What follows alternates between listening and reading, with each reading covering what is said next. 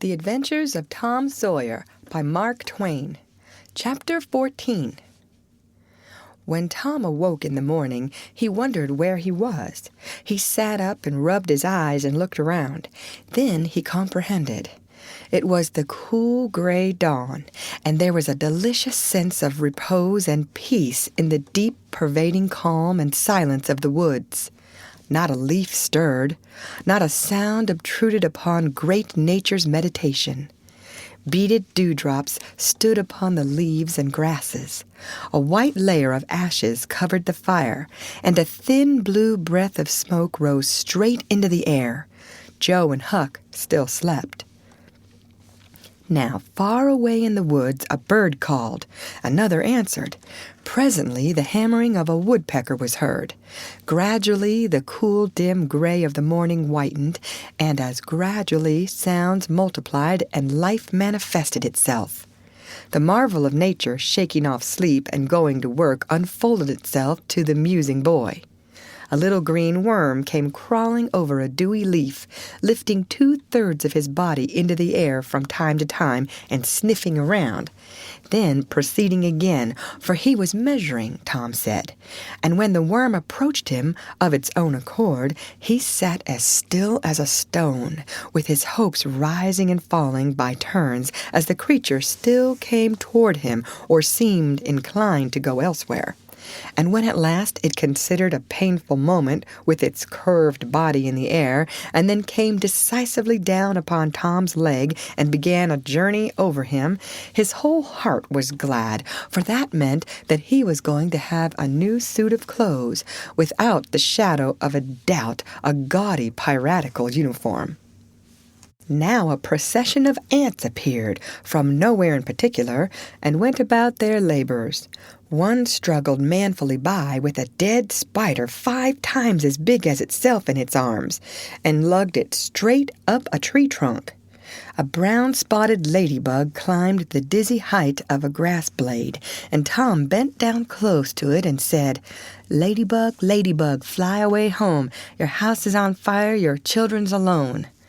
And she took wing and went off to see about it, which did not surprise the boy, for he knew of old that this insect was credulous about conflagrations, and he had practiced upon its simplicity more than once.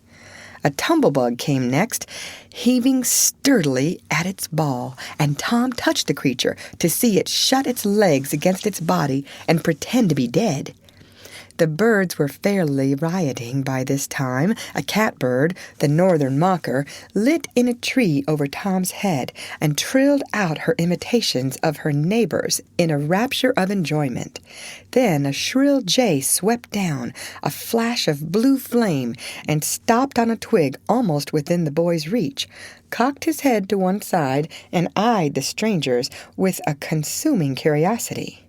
A gray squirrel and a big fellow of the fox kind came scurrying along, sitting up at intervals to inspect and chatter at the boys, for the wild things had probably never seen a human being before and scarcely knew whether to be afraid or not. All nature was wide awake and stirring now. Long lances of sunlight pierced down through the dense foliage far and near, and a few butterflies came fluttering upon the scene. Tom stirred up the other pirates, and they all clattered away with a shout, and in a minute or two were stripped and chasing after and tumbling over each other in the shallow, limpid water of the white sandbar. They felt no longing for the little village sleeping in the distance beyond the majestic waste of water. A vagrant current or a slight rise in the river had carried off their raft, but this only gratified them, since its going was something like burning the bridge between them and civilization.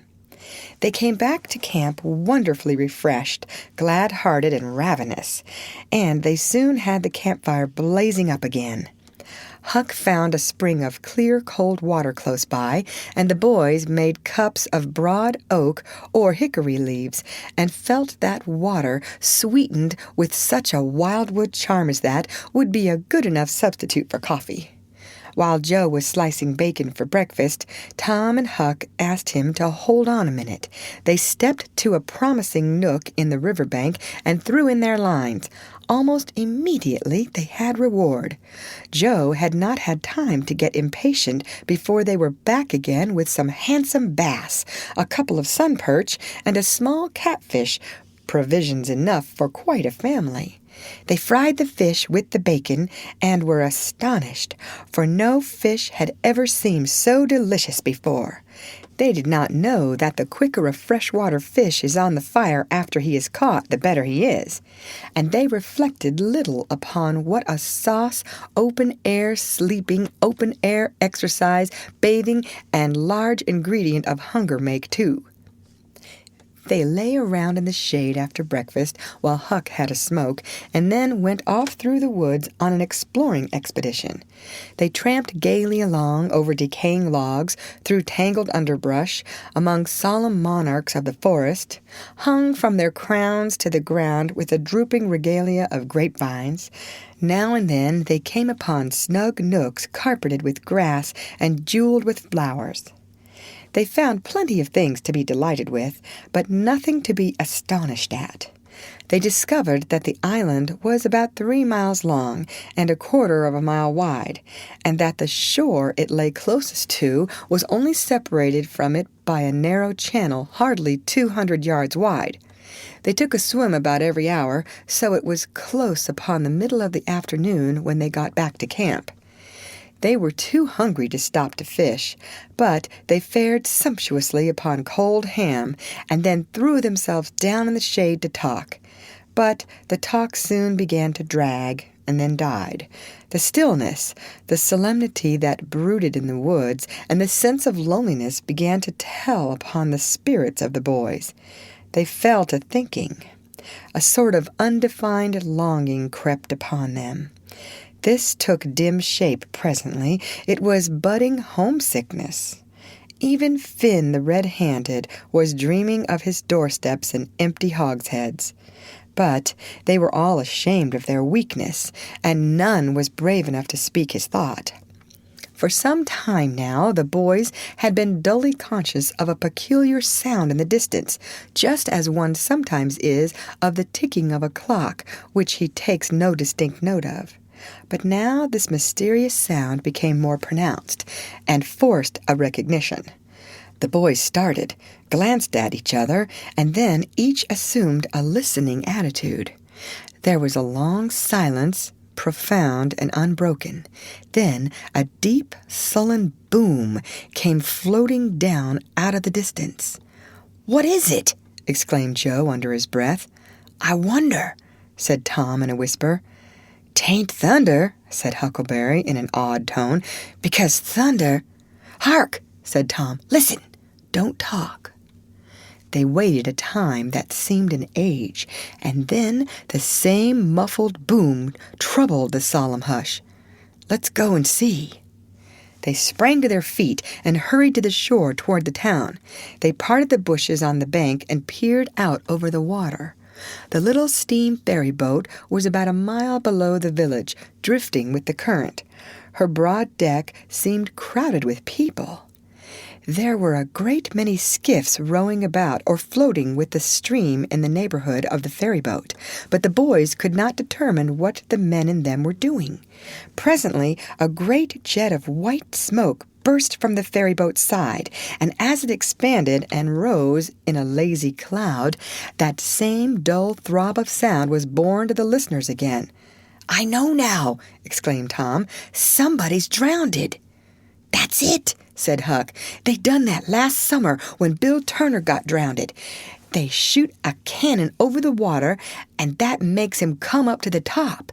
Yes, and they take loaves of bread and put quicksilver in 'em and set 'em afloat, and wherever there's anybody that's drownded, they'll float right there and stop." "Yes, I've heard about that," said Joe. "I wonder what makes the bread do that." "Oh, it ain't the bread so much," said Tom. "I reckon it's mostly what they say over it before they start it out." "But they don't say anything over it," said Huck. "I've seen 'em, and they don't." "Well, that's funny," said Tom, "but maybe they say it to themselves. Of course they do. Anybody might know that." The other boys agreed that there was reason in what Tom said, because an ignorant lump of bread, uninstructed by an incantation, could not be expected to act very intelligently when set upon an errand of such gravity. "By jings, I wish I was over there now," said Joe. "I do too," said Huck. "I'd give heaps to know who it is." The boys still listened and watched. Presently, a revealing thought flashed through Tom's mind, and he exclaimed, "Boys, I know who's drowned. It's us!" They felt like heroes in an instant. Here was a gorgeous triumph. They were missed. They were mourned. Hearts were breaking on their account. Tears were being shed. Accusing memories of unkindness to these poor lost lads were rising up, and unavailing regrets and remorse were being indulged. And best of all, the departed were the talk of the whole town, and the envy of all the boys as far as this dazzling notoriety was concerned. This was fine. It was worth while to be a pirate after all. As twilight drew on, the ferryboat went back to her accustomed business, and the skiffs disappeared. The pirates returned to camp. They were jubilant with vanity over their new grandeur and the illustrious trouble they were making. They caught fish, cooked supper, and ate it, and then fell to guessing at what the village was thinking and saying about them, and the pictures they drew of the public distress on their account were gratifying to look upon from their point of view. But when the shadows of night closed them in, they gradually ceased to talk and sat gazing into the fire, with their minds evidently wandering elsewhere. The excitement was gone now, and Tom and Joe could not keep back thoughts of certain persons at home who were not enjoying this fine frolic as much as they were. Misgivings came. They grew troubled and unhappy. A sigh or two escaped unawares. By and by, Joe timidly ventured upon a roundabout feeler as to how the others might look upon a return to civilization. Not right now, but... Tom withered him with derision. Huck, being uncommitted as yet, joined in with Tom, and the waverer quickly explained and was glad to get out of the scrape with as little taint of chicken-hearted homesickness clinging to his garments as he could. Mutiny was effectually laid to rest for the moment. As the night deepened, Huck began to nod and presently to snore. Joe followed next. Tom lay upon his elbow motionless for some time, watching the two intently. At last he got up cautiously on his knees and went searching among the grass and the flickering reflections flung by the campfire. He picked up and inspected several large semi-cylinders of the thin white bark of a sycamore, and finally chose two which seemed to suit him. Then he knelt by the fire and painfully wrote something upon each of these with his red keel. One he rolled up and put in his jacket pocket, and the other he put in Joe's hat and removed it to a little distance from the owner. And he also put into the hat certain schoolboy treasures of almost inestimable value, among them a lump of chalk, an India rubber ball, 3 fish hooks, and one of that kind of marbles known as a sure-'nough crystal.